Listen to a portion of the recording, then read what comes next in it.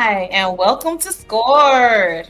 Okay, guys, so today we are going back to 2008, where the ice was cold, the tension was high, and two of the biggest prospects in hockey first crossed paths outside the stadium in Montreal. We're breaking down season one, episode one, Rookies. From Ilya's first standoffish cigarette to the silent competition in the hotel gym, we're exploring how Shane Hollander and Ilya Rozanov began a decade-long dance between rivals on the ice and something much more personal behind closed doors. Let's drop the puck.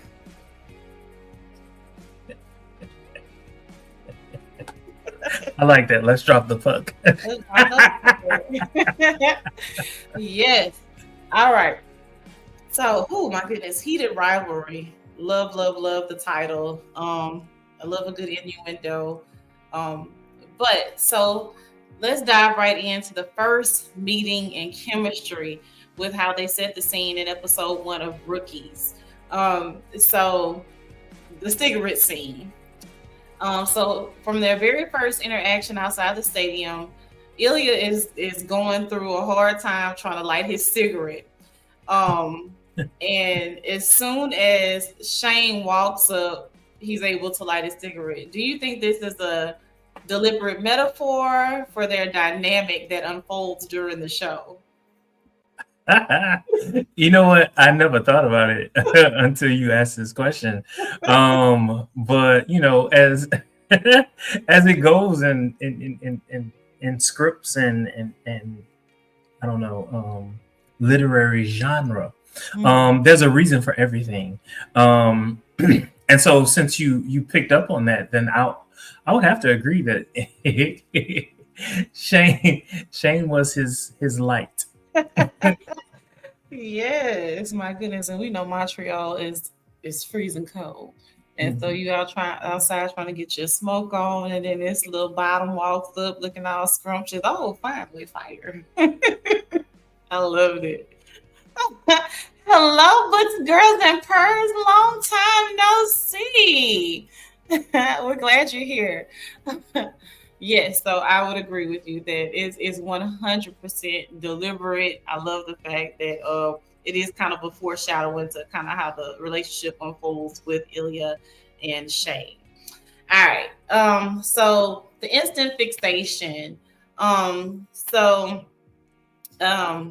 don't know how much of a sports fanatic you are. I know I have not been as much involved in hockey until this show.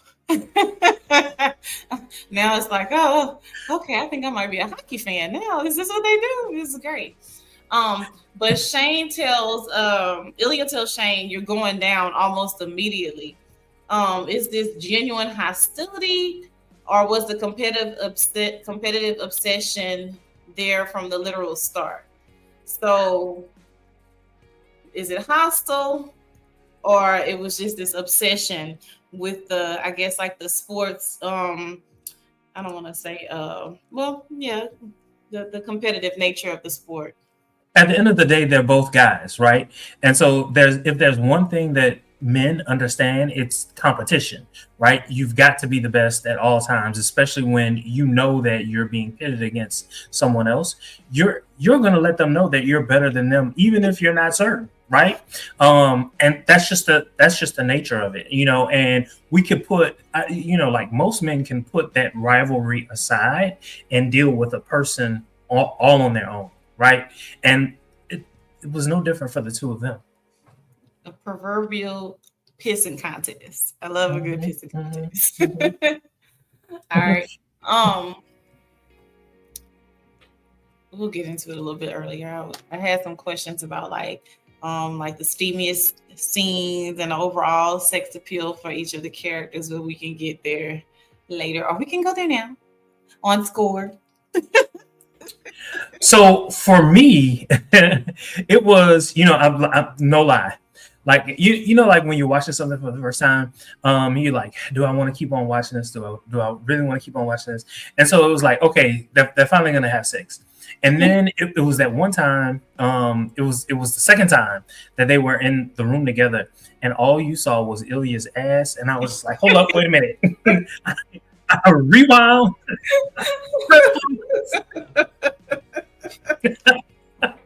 This was a really sexy show. This is a really, really sexy show, and I feel like, I mean, obviously the hockey, but they had a really, really attractive cast, and so I appreciated that. So there were a lot of steamy scenes on here for me as well. Another good one was when they were in the shower room and Ilya started jacking off, and I was like, I gotta start working out. I couldn't believe it. Like, how forward can you get? Like, I've never even imagined anything like that, right? And they put that on screen, and it was just like, oh my god, like that was it. I was not upset because at first when I started watching the show, I was like, a little lackluster. What's going on here? Oh wait, hey, hold on. Spin bikes. Okay, now I'm in. What's going on? Oh, okay. And so definitely on this show. So speaking of the spin bikes, the gym standoff. So what do you think of the choice to have their first like high tension moment involve a silent competition on these stationary bikes? Did you feel like there was did the lack of dialogue make the chemistry stronger? You know what? It was, again, it goes back to that natural competition between men. Like, I understood that. Like, I can't tell you how many different times I've been at I've been working out, like I'm listening to my music, and then all of a sudden someone gets on like right next to me. I gotta overperform. You know what I'm saying? Like, it's just it is what it is. So to me, like, it was cute. It was just cute. It was relatable, to be honest. It was very enjoyed it because, like, of course dialogue is important, but silence to me speaks volumes. And so watching them silently compete against each other, to me, that was really, really sexy. And so this was before I even realized, of course, what was going on, because I didn't have any background knowledge on the show, anything at all. I just dove right in, didn't Google anything, didn't watch any things. Quite unlike you. Nothing. So I just went in blind. And so I'm like, okay. And Annie and I watched it together, which is it's very rare that we finish anything together. But we were watching, and I'm like, she swore up and down to God that she had seen the show before, that it had already come out, and I'm like, this is the new show. This is the new show. Now I didn't know that there was a book. Yes. I didn't know that. Several. She had sworn to God that it was a foreign film before. She'd seen it. She understood the plot and everything. And I'm like, no. But nonetheless, we did get through the show. So again, me having zero knowledge of what's going to happen. So I'm like, okay, I'm picking up on some homoerotic undertones. Okay, now they're overtones. Whoa. And so it was really a nice free fall to not have Googled anything, to just enjoy the show at face value. So we're going to get into the character backgrounds and some of the pressures just a little bit. So of course we have A Tale as Old as Time. We've seen it done over and over again. You have the golden child versus the rebel. You have Shane and you have Ilya. And the question is, how does the show immediately contrast Shane's supportive but high-pressure parents with Ilya's verbally abusive father and brother? Oh, I mean, it was right there in your face. Like, you could not deny what you were seeing. You even got the impression in episode 1 that if Shane told his parents would understand and be cool with it. Like, even though those words never came out, it was just the way that they loved on him, that it was clear. Like, the dad, for instance, the dad didn't give a damn about hockey. He gave a damn about his son. You understand? You understand? Like, right. The mom loved hockey. The dad didn't give a damn. The dad loved his son. Whereas, with Ilya, his dad and his brother only wanted the money. His dad only wanted the acclaim that came with what Ilya was able to do for Russia. You know what I'm saying? And then how that impacted him and his life. And so, yeah, it was very in your face. Couldn't deny it. To me, And his dad was in his own way verbally abusive, even in episode 1. That was very clear. It makes you empathize with Ilya for being a douchebag, the way he presents, because it's like, okay, oh, I get it. You carrying the weight of Learned so many behavior.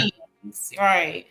And so this was something that I found interesting, and I don't know if you picked up on it or if this was something. Well, obviously, because I know you're super invested in this show.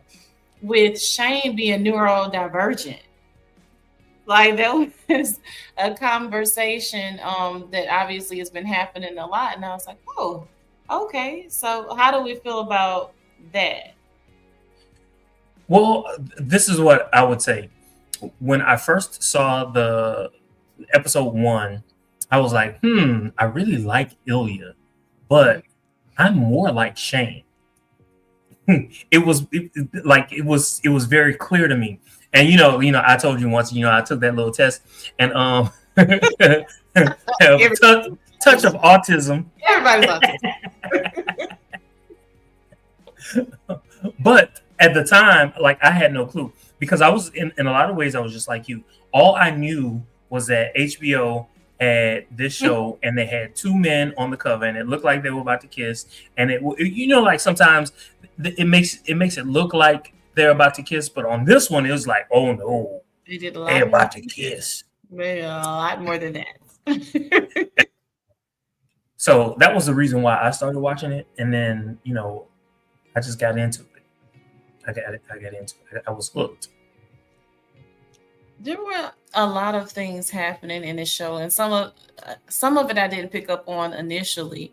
And so one of the other topics of interest for me was the fact that they addressed Shane being Asian Canadian, and basically kind of paving the way and all of these things like that. And so not something uncommon, dealing with ethnicity and, breaking ceilings and all of that. So I didn't hate the fact that they went there with it. What are your thoughts? It was obvious. I mean, you couldn't deny it. You know what I'm saying? This is an Asian Canadian, excuse me, I should say, in Canada, and you don't have a whole lot of Asians playing hockey in general.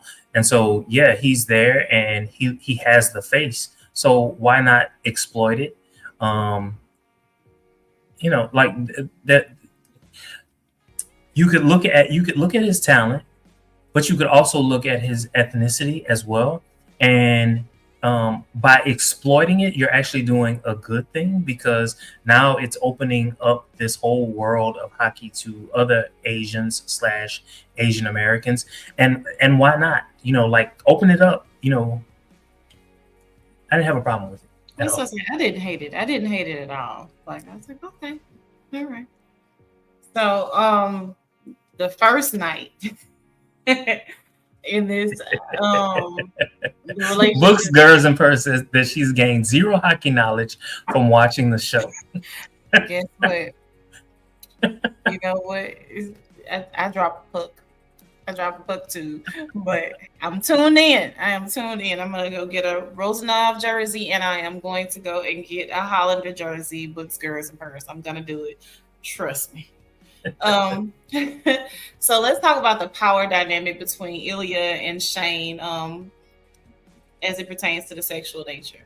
So when they have their first sexual encounter, Ilya pretty much takes the lead because Shane is very inexperienced, obviously. How do you feel this sets the tone for their give and take relationship throughout the season, without giving any spoilers, of course, since we only cover in the rookies episode? So when you're very new to the lifestyle, it's like you're Bambi, right? You have absolutely no clue what the hell is going on. Like it was even in episode 1, it was very clear that Shane didn't know how to give fellatio. So you know, He says, "Let me show you how this is done." yes, you know what I'm saying. And so in a lot of ways, Shane does have to acquiesce, if you will, to Ilya, sexually. But there's more to a man than just sex. I felt like Lestat with Louis. Louis say he was being hunted. I felt like Shane was being hunted. The perspective. Oh my goodness. But there's a question. Was Shane really being hunted, or was he allowing himself to be hunted? Because it was Shane who made the first move.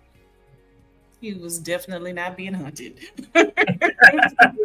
He was a willing vessel. He threw some pebbles out there to give the illusion of being the fawn or the doe or the prey. He gave that illusion. I know it well. I know that play well. I wrote it. I promise you. Oh my God. Just doe-eyed and just clueless. Ain't complete predator. Okay. So, but all right. Now, I just to add on to what you just said, I think that Shane didn't know how to go about doing anything really, and so the easiest thing that he could do was to play it off like, "Hey, man, you know, like I'm impressed with your skills and da da da da." But really, he saw someone that he thought was attractive. Now, I've read the books. Shane thought that Ilya was attractive, right? Now, he didn't necessarily approach Ilya thinking, "Oh, I want to have sex with this man." He honestly thought that Ilya was straight, right? He really did. Now, Ilya picked up that Shane had to have been gay, and he picked up on it like that. If you read the books, you realize that Ilya is very perceptive. Very, very, very perceptive. Child. I was here for it all, baby. Season 1, episode 1 could have went a little longer for me. All right. So when they have this press conference, they have this little under the table moment. Wait, hold on. Ilya's trying to act like Shane didn't last long, but Ilya didn't last much longer. Where is the lie? Where is the lie? That is a fact. And I was thinking the same thing because I rewatched it on my lunch break today. And I was like, okay, when he got there and showed him how it was done, quote unquote, I'm like, to me, it was like the same amount of singing. So, Girls and Purrs is not wrong. I agree with you 100%. Jermaine is about to fall out of his chair at Books, Girls, and Purrs. I'm laughing because I thought the exact same thing. It was just that Ilya was, in my mind, Ilya was the first one to comment, but nah, they I would say it was a stalemate, 100%. So when they had the press conference, do you feel like that was a pivotal moment where the relationship between Ilya and Shane got a little bit deeper because Ilya was struggling to get out his words and express himself, and Shane kind of took over, and they had this little exchange under the table, so to speak. So did they kind of make things more than just a fling? It was the fact that they shared each other intimately, if you will, and so there's a certain level of closeness between the two of them, or I should say maybe not closeness, but at least a certain level of trust between the two of them. And Shane recognizing what he was seeing from Ilya in that moment, he basically he rushed and he came to the aid of Ilya, and Ilya quickly understood what Shane was doing for him, and I think the fact that Shane was willing to do that bridged the gap between the two of them a lot faster than it would have happened naturally. I like that. And as a person that loves sports, most, not all, to me, that was like the ultimate show of sportsmanship, right? Like, although this is your rival, so to speak, and you could have took that moment to like literally just beat him across the head and, you know, ostracize him. You took it as an opportunity to, like you say, bridge the gap, make him feel more comfortable. And I love that. I Mhm, absolutely love that. mhm, mhm, mhm. Uh, so uh, I know it starts like in 2008, and we kind of see things unfold as we watch the show. But when they save each other's numbers, but they changed the names, and so there's Jane and Lily. Yeah, Does yeah. this feel like a fun spy element, or does it highlight how dangerous their secret can actually be in the pro sports world at this time? You know what? I'm gonna do a you both. Um, so look, so number one, this is like 2008, right? Okay, Mhm. so yeah, things have progressed. It's now 2026, but back then, especially if you're playing major sports, no, we've got to hide. We can't, come out. We can't do all the other good stuff. Um, so and just thinking back to my days, like I totally got, like, it made perfect sense to me. um so everything they did, again, as I said, like, it made perfect sense, and I wasn't mad at what I saw. I know that a lot of people, felt some kind of way, like, why would you hide? That there's no need to hide. But again, it's 2008. It's, they are major sports stars and rivals. That part, because the mom is, she ain't going. She like f him, f him, f him, f him. She cannot stand Hmm. Ilya. She is really, really deep off into the sports world. She's his uh manager, so to speak. Her son, or Hmm. maybe, Momager. maybe. Say it again. Yes, momager. Yes, that has got to be horrible. Good Jesus, I would never want my mom to be my manager of anything. My God. He must really love his parents. In Got order to. for that to work, he must really love his parents, or I should say his mom. My goodness. All right. Um. So, um, based on like the earlier interactions, who do you think holds the power? We kind of talked about this a little bit back there. Who holds the power? I think it's situational between the two of them. Um, Again, so when you're talking about sex, yes, I think Ilya holds the power right now. And he can. Um, Okay. of course, I've seen the show. The dynamics change a little bit.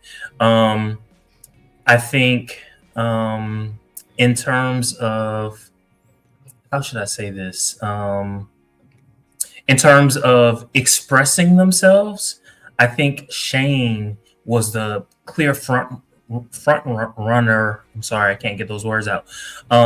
He was able to express himself about what he wanted, except when when he thought that Ilya was done having sex. Um, and Shane didn't get to climax, so he was just like, are you kidding me? Are you joking, or whatever it was that he said? That was all that he was able to get out. He couldn't get that part out, but definitely his frustration was shown in that particular moment. Um, but then again, it went to the fact that Shane was not Shane. Ilya was in charge sexually. Um, but yeah, in terms of episode one, I think that's about where they are. Also, when Shane won, what was it, Rookie of the Year, and Ilya. Shane basically wanted to spend a night with Ilya, and the two of them didn't understand each other. And at that particular point in time, Shane had absolutely no idea, number one, about the strictness of Russia Mm-hmm. or his family dynamics. And without knowing those two pieces of information, it kind of left Shane in the dark. And so in that sense, Ilya was kind of like in charge, because Shane had absolutely no clue why Ilya was brushing him off. I was glad that he, no pun intended, exploded on him. Because he was like, not everything is about you, Hollander. Because he is the, again, proverbial good guy, just clean cut, all the things. And so I'm glad that he, even though he's, you're Lestat, you're kind of bad guy, you need to stay away from, so to speak, that he was bold enough to say, not everything is about you. Like there's more at play here. So it kind of dipped the toe in of him showing some emotion as opposed to him just being an ass. So I appreciated that piece. So how do you feel about their on ice rivalry as opposed to their off ice obsession? Like to me, it's like, you're my little secret, and so like we have this.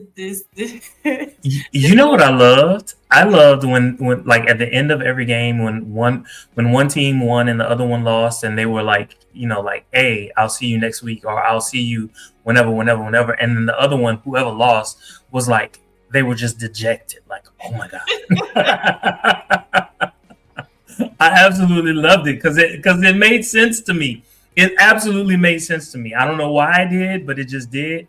It felt real. It felt honest, and I was here for every second that I saw. Now, in terms of them actually playing, like I was learning the sport as I watched, because it wasn't the type of sport that I like really watched as a kid. And definitely as an adult, but I'm much like you, having watched this show and reading the books and other books that are similarly themed. I've really gotten into hockey. I've really gotten into it. Okay. I told you I got to get me some jerseys, even if it is from the fictional characters. We'll start there. All right. So the closet, or being in the closet in pro sports, we talked about it quite a bit, just not at length. So the show pretty much establishes it early on that no one's really openly gay in hockey, right? In 2008, we talked about that. So do you feel like the pilot episode, Rookies, like how does the pilot handle the stakes of their secret relationship in the pilot episode? Well, just the fact that they had to hide in all the different ways that they had to hide. I mean, we talked about them changing their names and their cell phones.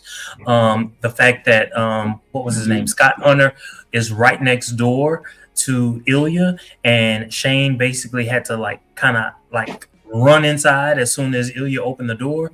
All of those little things.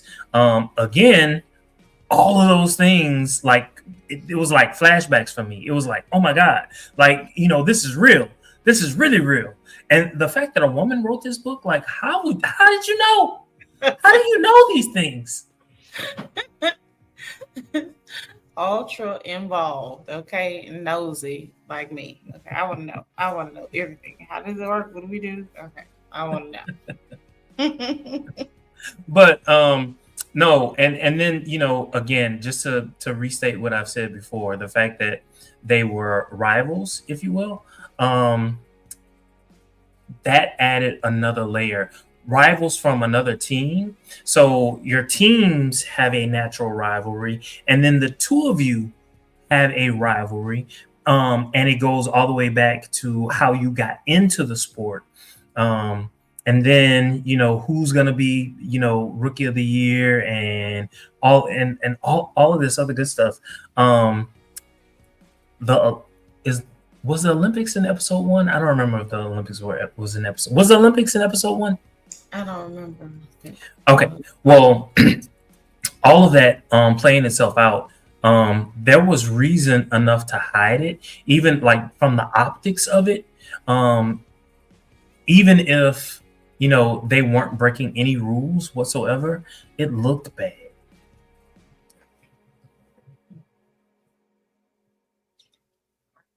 So I don't have any more in-depth questions, but Before we get into the overall rating of season 1, episode 1, Rookies of Heated Rivalry, any famous quotes that stood out in this episode for you? Even Nah, if I'm not yes, good when it comes to like remembering quotes and shit like that. even if loosely referenced. Now, if we talking about like scenes and what they look like and what they did, oh, I can talk about that. But I can't tell you everything that they said and all that. No, no. This is one thing that I will say. He Both of them had teammates that I could sense they were close with. And from episode 1, I wondered early on, how would their teammates react if and when they came out? That was like a concern for me. It was a genuine concern, and I didn't know how it would play out. And so, yeah, that all throughout, that was one thing that was on my mind. What stood out for me is the fact that I don't know, for me, Ilya is like a mortal version of Lestat. And I know I just have this obsession with Lestat. I will not let it go. I find a way to just weave interview into every single thing that we talk about. I might go to therapy for it. Regardless. Regardless. I love how he kind of picks at Shane and calls him boring Mm-hmm. every Mm-hmm. chance that he gets. And so that resonates with me, like finding that partner or person that gets you out of your comfort zone, although these are things that you want to do and try anyway. Just having that person that's just whispered in your ear, do it. Okay, you sure? All right, don't tell anybody. All right, I'm not gonna tell anybody. And so I did appreciate that, just to kind of teasing and picking again, heated rivalry, right? So there's that, Mm-hmm. but I do love the teasing element throughout this show in general.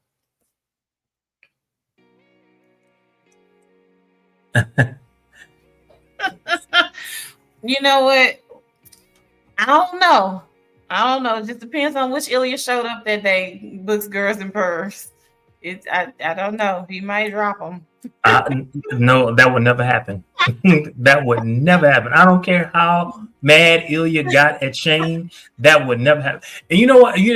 So this is what's wrong with having read the books. I know too much. For instance, you were just talking about the fact that Ilya called Shane boring, but believe it or not, that was something that he actually loved about Shane. The fact that Shane was boring, he loved that because of the situation that he grew up in. All he saw was toxicity. But from Shane, he saw normalcy. He saw stability. He saw someone that he could actually live his life with. And so, no, Ilya would never, ever, ever do that to Shane. Wouldn't happen. Look, I told you I need to go to therapy behind Lestat. It's just messing with my head. All right, from Mayfair to 10, your overall rating of the first episode, the pilot episode, Rookies. Okay, so here's the thing. I can't give it a 10. And let me tell you why I can't give it a 10. Even though when I first saw episode 1, I was like, oh, I can't wait. I can't wait. And I saw episode 1 and 2 at the same time. I ain't lying to you. I couldn't wait for episode 2. All right. So I have to give it an 8. And here is why. Episode 3 came, episode 5 came, and episode 6 came. I cannot give episode 1 anything higher than an 8.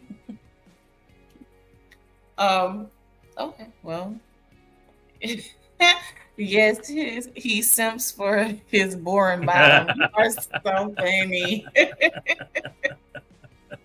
I think a strong 8 is amazing. As much as I enjoyed it, to me it was a 7.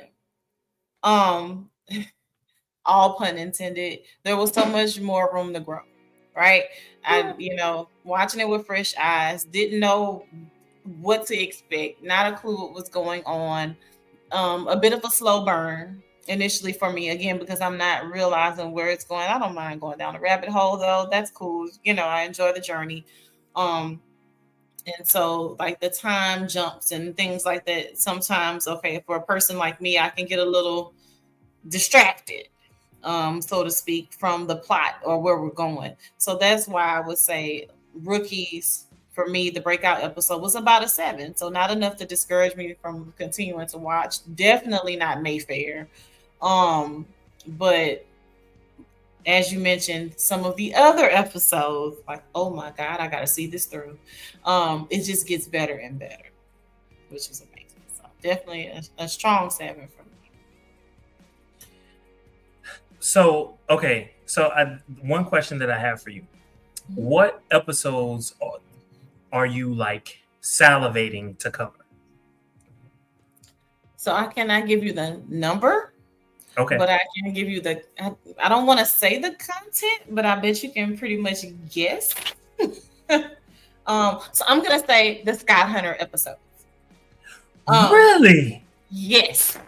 Can I tell you? Okay, so when I saw, that's episode 3. When I saw episode 3, I cried like a bitch. It was just nothing but tears. It was true tears. It was true tears. I kid you not. Like, I was like, are we gonna get more Scott Hunter? Are we gonna get more Kip? Like, please, midnight Texas me right now, because I need more of this man. I need more of it. Yes. So the Scott Hunter episodes, 100% did it for me. Like that whole, like, I love the fact that they took it there. So we're gonna get there. We are gonna get there. We're gonna get there. It's just episode 1, but yes, those, all of the Scott Hunter episodes, all of them, every last one.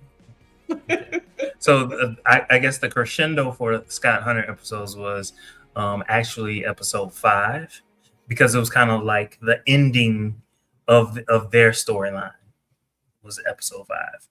And for me, I guess like the overarching theme, or what is problematic in sports, like the way that they addressed it, and it just kind of carried the whole just overall just theme of the show. Like it tied everything together when they introduced Scott Hunter and that whole storyline. It just brought everything together. And so I guess that's why I'm just kind of like salivating over that. And hell, he's sexy as hell. Can't go wrong there. I ain't gonna lie, it was Kit for me. I was like, that little short boy, come on. Making them juices. Let's go. Let's go. Let's get it. All right. Well, thank you guys so much for joining us on this installment of our podcast, ScQored, covering Rookies, episode 1 of Heated Rivalry. Join us next week for episode 2 of Heated Rivalry. Let's see if we can drop the puck once more. Don't forget to like, comment, subscribe, and share on all your social media. Until next time. See you.